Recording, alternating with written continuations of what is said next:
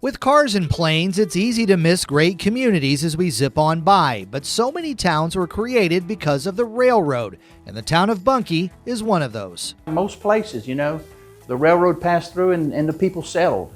So, and that's how the Delta towns of Louisiana, and Bunkie being one of them, and Cheneyville, and if you just, everywhere, if you go to these little towns, everybody had a depot, and we were fortunate enough to keep ours. That's Gerard Morrow, the former mayor of Bunkie. They saved the building almost 20 years ago, and it's now in the National Historic Registry and the home of the Bunkie Chamber of Commerce. He says the town gathered tons of railroad items, and now they're on display at the train station. As I'm looking around the walls, I forget what's in here, but there's a ton of history here, dating back from probably before the town was named. Bunkie, that's an unusual name. Where'd that come from? Bunkie got its name from a young girl who had a toy monkey, and she was in the Hayes family, and she had a trouble pronouncing the word monkey, and she called it her Bunkie. So therefore, her family decided to name the settlement area Bunkie.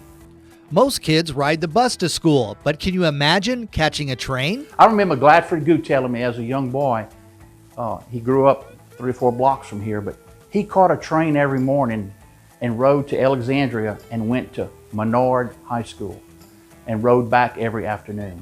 And if the train operators needed to receive messages, there wasn't any texting back then.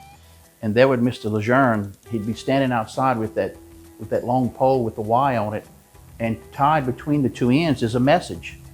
And he would hold this pole out like this, and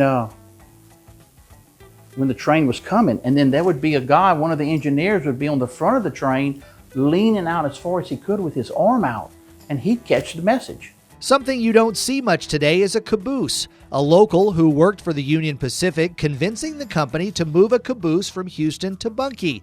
Now, what exactly was the purpose of a caboose?